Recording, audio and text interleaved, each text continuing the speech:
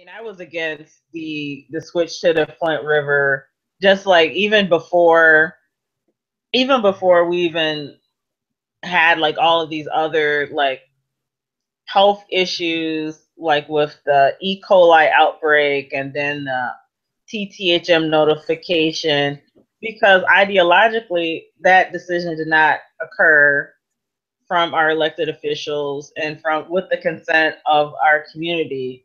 That was a unilateral decision made by our emergency manager. So, but a day in a life for me right now, fielding all of this, like a lot of the outside interests. So there's a lot of media is contacting us, and so usually I don't like being on camera.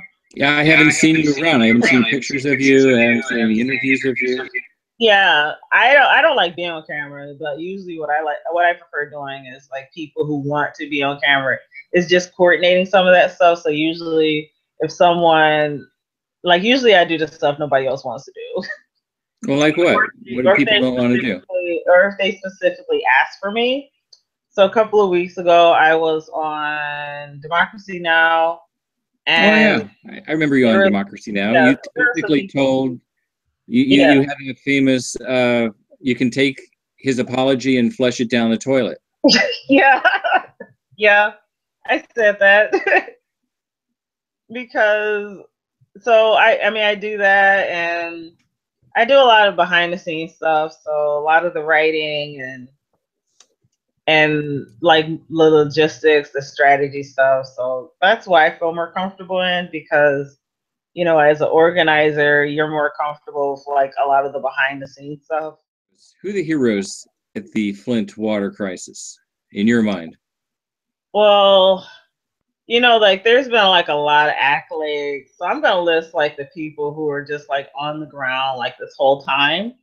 The people who are just like out there since the switch, and the people that I know about, because there are people who like during this since the switch in April 2014 who were going down to city council and complaining and trying to get help, like as their hair was falling out, and as they were getting rashes and they really didn't know the cause and all of that stuff. So I would say, and people who got active and involved. So Tony Palladino, and he's been around for a while and was a fighter even before this whole, in the context of the water crisis, but he was very active and out in the streets and marching and that stuff.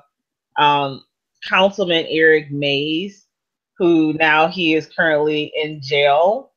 Yeah, he's in jail and they don't give him bottled water in jail, I hear. Yeah, they don't give him bottled water, and right now they're not allowing him to be released to attend city council.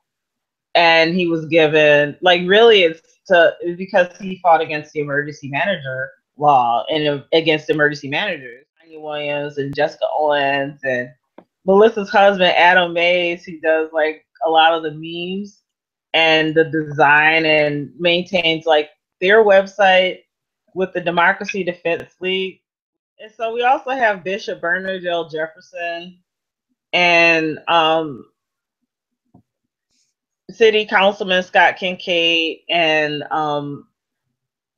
my community college professor Paul Jordan. And the reason I'm mentioning all three of those is because they are on the federal lawsuit challenging the emergency manager law. So this law has been challenged since its implementation. So there was a state lawsuit, and that kind of went away because we ended up repealing the law, and now there's a federal lawsuit, and so now that is in federal appeals court.